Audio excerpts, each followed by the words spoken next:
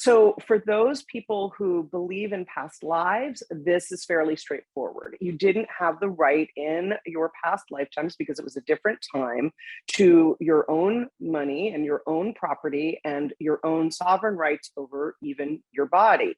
Although it's a little today as to whether you have that latter one. Anyway, and if you are not a past life person and you don't believe in that, it's still the reality is your ancestors, your grandmother, and in many cases, as Danielle was pointing out, in the early 70s, was 1973 before Ruth Bader Ginsburg got the Supreme Court to agree that women had the right to have their own mortgages, to have their own bank accounts, and to have their own credit cards that weren't in the names of their husband or co-signed with their husbands or their fathers. But now we've got that story coming down from mom, from grandma, from great grandma, from every frickin' single generation before that we don't have and we can't have, and it doesn't belong to us. And if it does belong to us, it can be taken away like that. So that's a heavy burden. And we women are getting permission now to release that burden. But it's like the message is coming to us from very, very far away, like light years away, and it is beaming toward us, hasn't quite reached the internal process yet. And so, Danielle, when you're talking about like, that oath and that awareness that I think you and I just came to recently about the fact that there is a collective oath, that we as women have made that collective oath.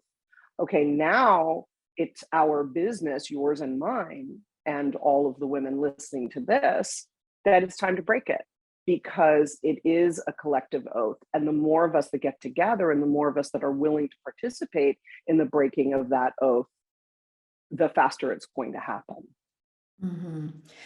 And I love that we really are addressing like women, this larger subject, because I know in a lot of my work over the years with working with the guides and the spiritual community, it's like spiritual women or conscious women, and that can be a subset. And there may be a familiarity with those past life oaths that you're talking about, those vows of poverty, or either we can have a connection with source, God is great spirit, all that there is, the divine, or we can have a connection with our family and having to have that kind of a vow where we disavow material wealth or disavow community or loved ones. And yet there's a much larger conversation that we're having here when we say, women who may be in corporate, or Black women, or just women. It covers this larger collective. So as you're tuning into this podcast, and to me, if you're here, you're a part of this larger conversation. It's really in response to your asking and your calling. You may have a unique access point to your way of going, like, okay, I'm a spiritual woman, or I'm a Black woman, or I live in France, so I'm an immigrant woman in some, some definition.